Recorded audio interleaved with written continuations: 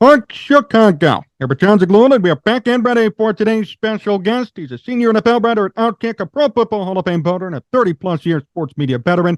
Please welcome Armando Salguero to the program. Armando, it's great to have you on. How are you? It's my pleasure, John. Always my pleasure. What do you make of the NFL trade deadline first up? Specifically, the Bears, they made some big moves, getting Chase Claypool and trading away Robert Quinn and Roquan Smith. Yeah, it's been a crazy 6 days for the Chicago Bears, right?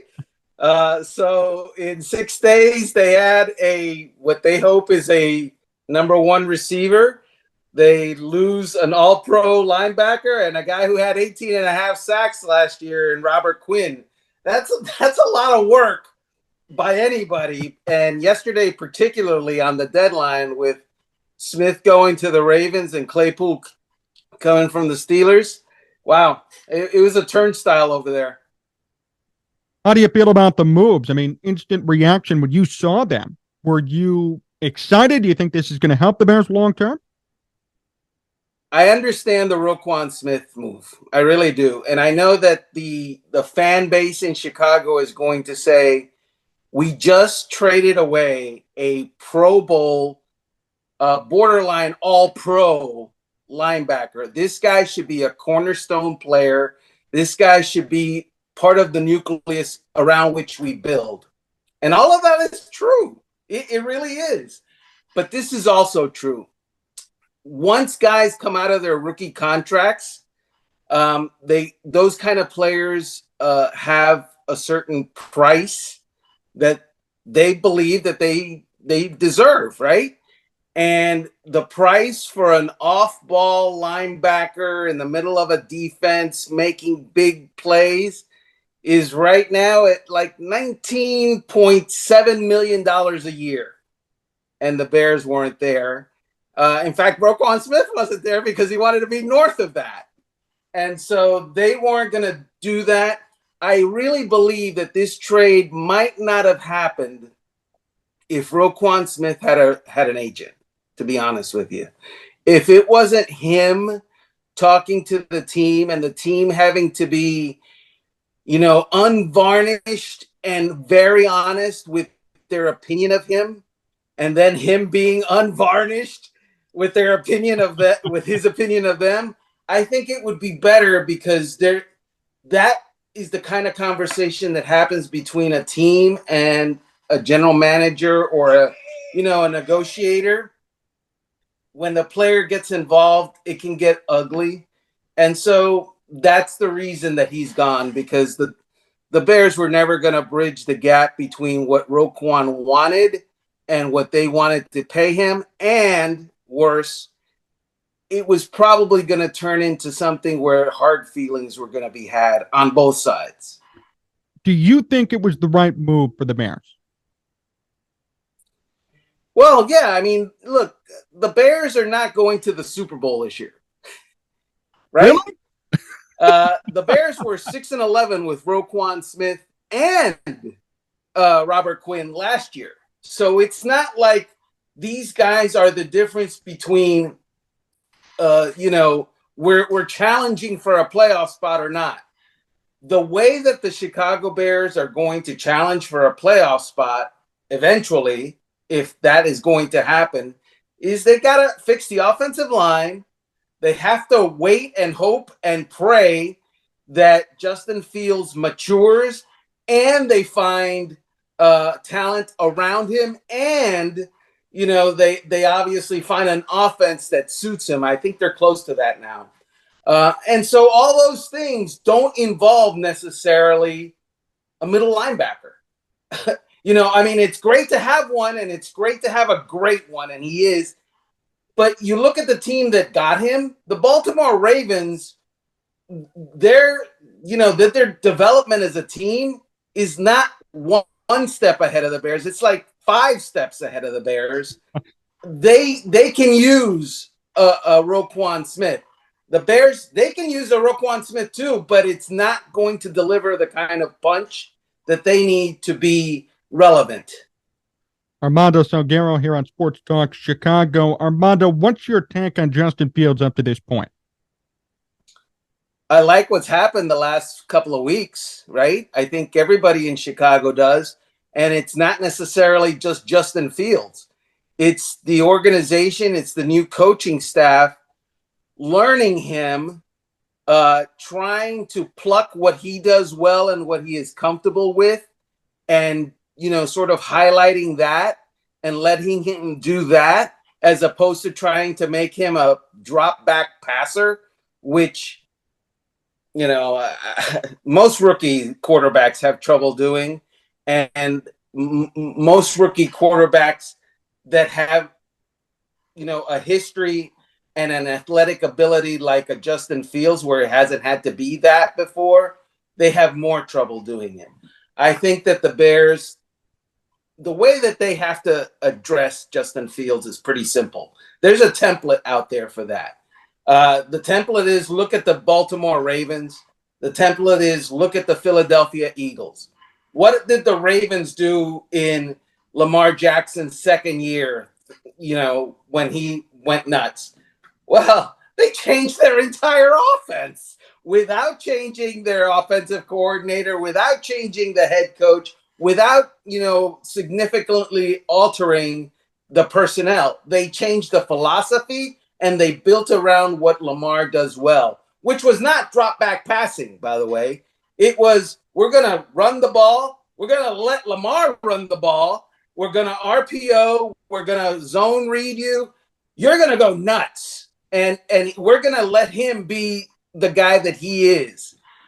The Eagles this year, what did they do?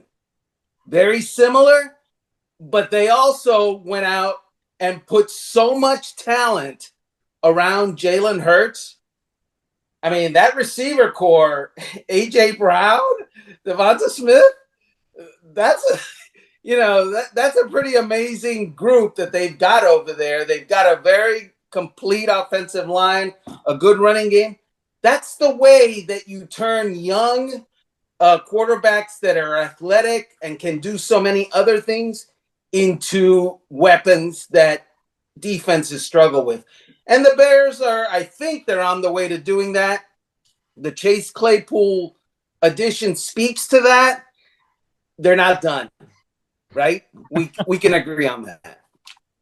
What did you feel, or how did you feel about the rest of the NFL trade deadline? Lots of different moves for other teams. I mean, who got better during this deadline?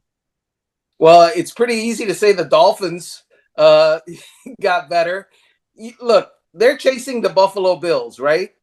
And they're not going to catch the Buffalo Bills unless they address, the Josh Allen problem. And the Josh Allen problem is he's great, and there are very few quarterbacks in the NFL like him or that can compete with him. So the way you address him is you make him less great. You bring in, a defensive closer, a stopper, or two or five, if you can, to mitigate the damage that he is bound to do because of his great skill.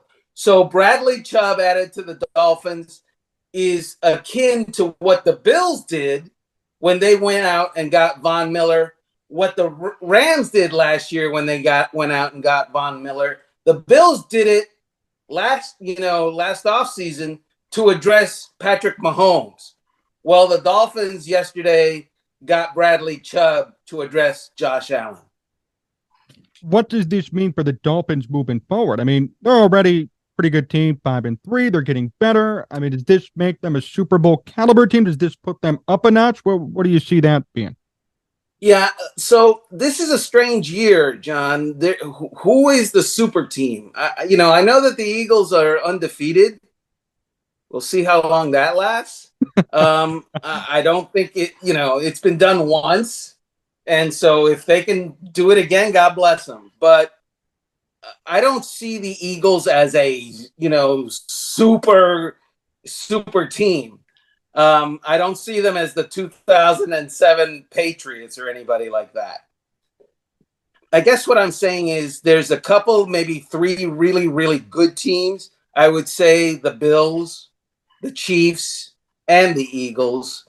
But beyond that, you've got a mishmash of teams that are 5-3, 4-4. That group that is trying to take a step up to, the better teams. I would put the Dolphins in the mishmash group, and they didn't take a step to Buffalo and Philadelphia and Kansas City, in my opinion, although they've beaten Buffalo this year, but they got closer, or at least it sounds like they did, and they did it at a position that is a cornerstone position, pass rusher, and a position where in November you can actually, trade for someone and put them on the field immediately, because you don't have to learn the entire defense. You don't have to learn an entire offense. What he has to learn this week is that's the quarterback. Go find him when he's passing. Do you remember a season like this? I mean, you mentioned and brought up a great point. Everybody's kind of all over the place. There are 3 elite teams and then a bunch of teams in the middle. Do you remember anything like this in your years covering the NFL?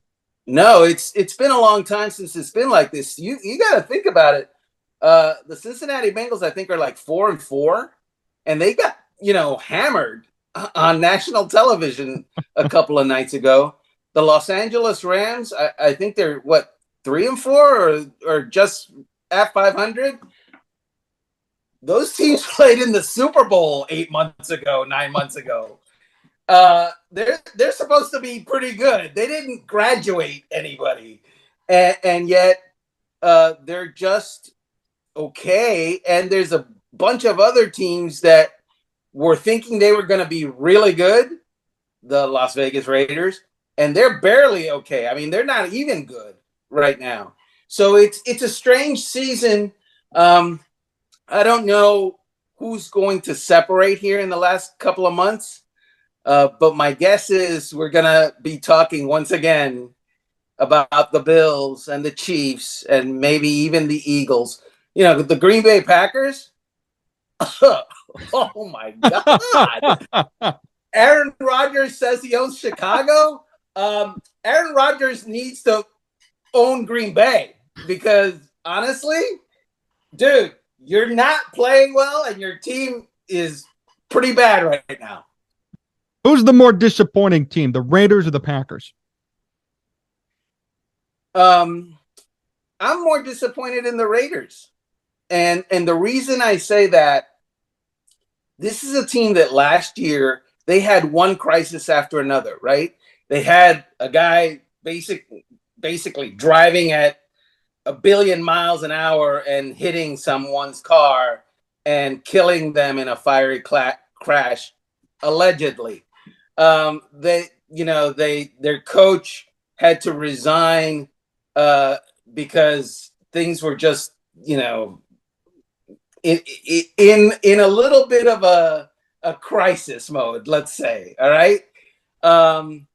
When your coach is resigning, things are wrong. They had another player arrested on a gun charge. That they had a million things going on that were wrong, and they made the playoffs. They really did show a legitimate amount of bounce back, of durability. Well, come this offseason, they add Devontae Adams and they add Chandler Jones, who are A, the best receiver on the market, and B, a top, cornerstone edge rusher.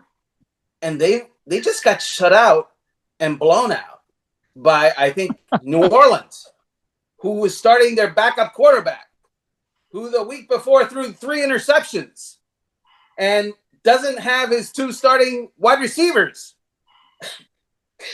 So you do that, and yeah, they were talking about being embarrassed and that, Josh McDaniels is apologizing. If your head coach is apologizing to the fan base, you're not good. You've had a bad day. Let's put it that way. Did you buy the Josh McDaniels hiring? I was pretty skeptical. The Bears were tied to him for a little bit. Did you buy that? Did you think that was going to work out? Yeah, I fell for the banana in the tailpipe trick. I really did. And I figured, well, tremendous failure in Denver, but he's had 10 long years of success where he can grow and master things that clearly he didn't have when he was in Denver. And he said himself, I grew, I did the work, I did so much for that.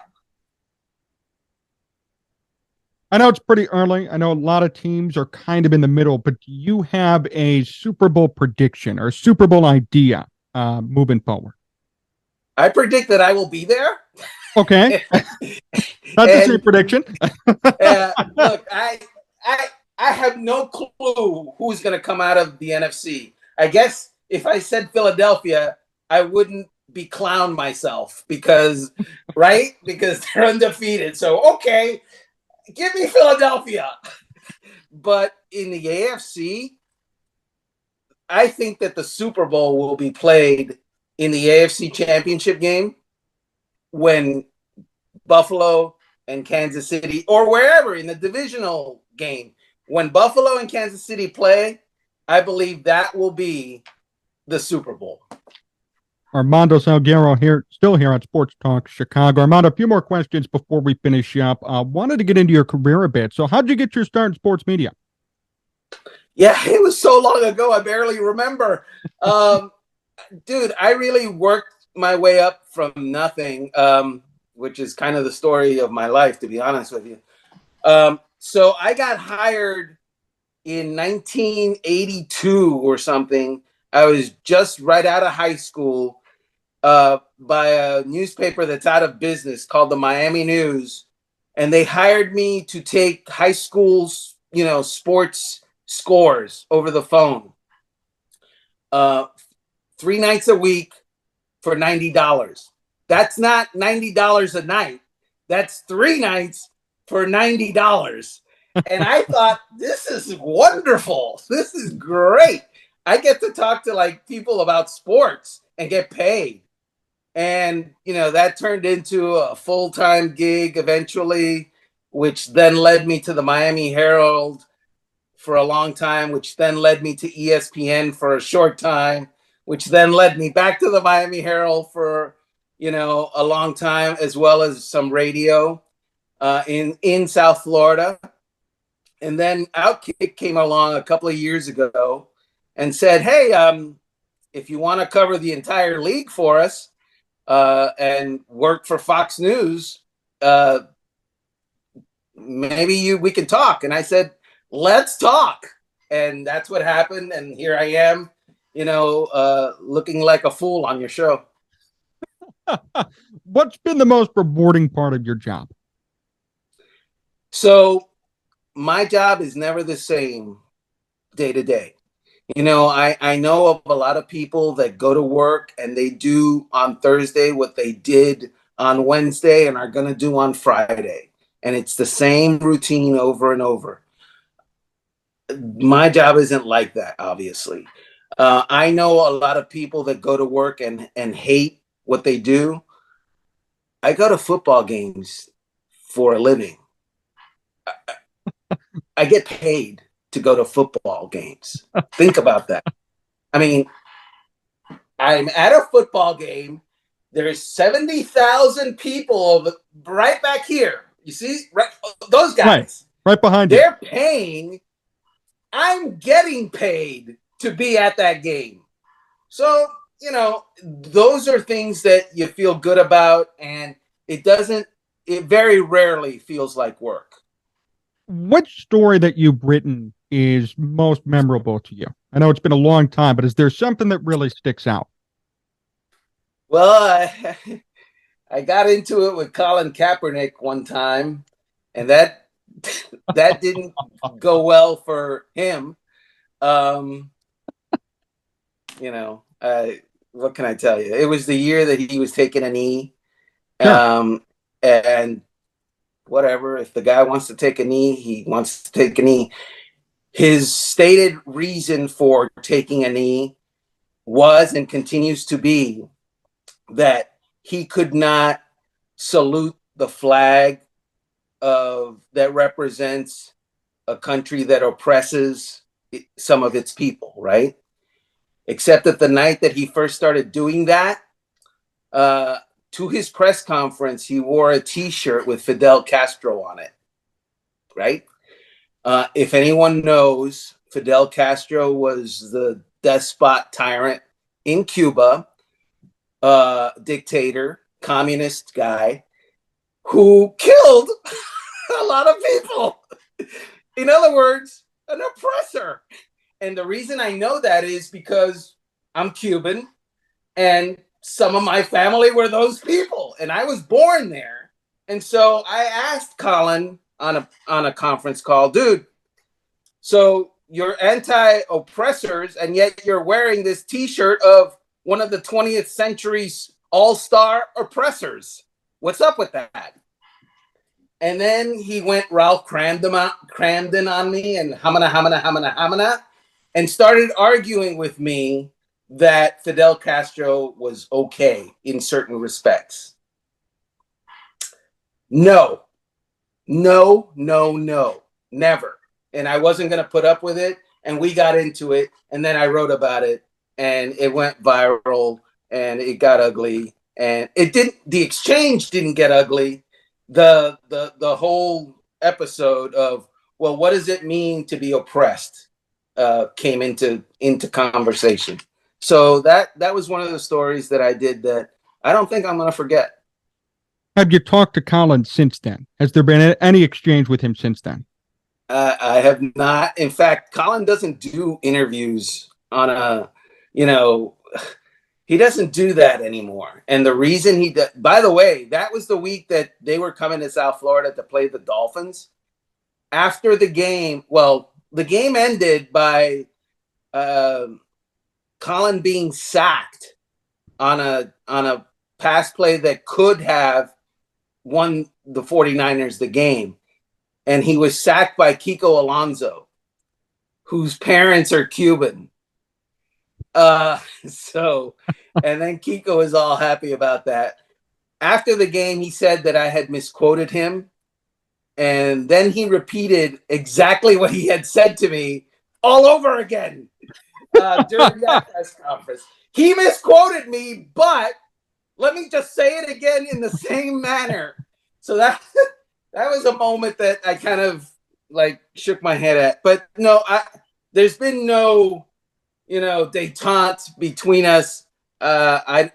He doesn't do a lot of interviews anyway. I think he did a podcast with some former players, but not with actual reporters since then. How do you feel about that situation today? I know it's a long way removed now, but how do you feel about it now when you look back on it? Well, what situation are you talking about? The exchange or the exchange and then the aftermath that came with it?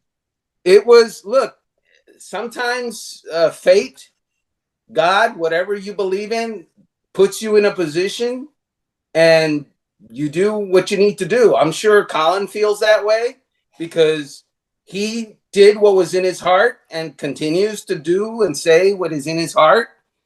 Well, that's fine.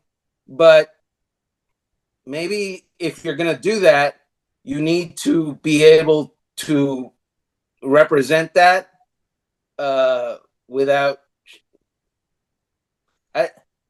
Look, let me just say this. If you're going to be against oppression of any peoples, God bless you. I'm with you, brother. If you're going to be against oppression of any people and then defend a dictator, no, you're not my guy. Simple as that. And Armando, before we finish up today, last question. What's the funniest moment that you've been a part of in your career? So I think it was 1992 or 93 or maybe 94. I don't know. That's a long time ago, right? The Dolphins had a linebacker named Brian Cox, who went on to play for the Chicago Bears, by the way. And Brian was amazing. Just amazing in that no fear, the heartbeat of a team, right? He was not only the heartbeat, he was the courage of a team. I remember one time the Dolphins kicker Pete Stoyanovich got hit on a kickoff by one of the New York Jets guys, and Brian Cox went over to the Jets sideline by himself. I think it was the Jets sideline, the other team's sideline, like by himself. It was the Bengals. So it was him against 53 guys in a different uniform, and he was going to defend, the honor and respect of his teammate. Anyway, so I wanted to get to know what makes this guy tick. So I went to his hometown, East St. Louis, Missouri. If you've ever been to East St. Louis, Missouri in the early 90s, let me put it to you this way. At 6 o'clock, all the stoplights start to flash yellow because they don't want people stopped at red lights at the intersections, because there had been carjackings. Like people were getting jacked because they were stopped at the red light. So it was always yellow once we got anywhere near sunset. So I met his father, I met his mom, his brother, his family, and they were very cool people to me. They fed me, which is perfect. and so it was time for me to go back to my hotel, right? It's about 9 o'clock or so. I spent the day with him. And Brian, I tell him, dude, I gotta leave. He goes, oh, all right, man. Hey, you need a gun? Can I give you a gun so you can be okay on the trip? I'm like, no, I think I'll be all right. I'll be cool. I'm fine. And the idea that it was so casual and it's just so real, that moment, I'll lend you a gun so that you don't get, jacked down the street from my house. That moment will live in my mind forever. Wow. I've never heard that story before. I'll just say that. From any writer, anybody in media. That is amazing.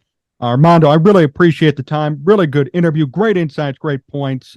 Looking forward to your work at OutKick, and looking forward to the next time we chat as well. It was super fun. Super fun, John. My pleasure. Anytime.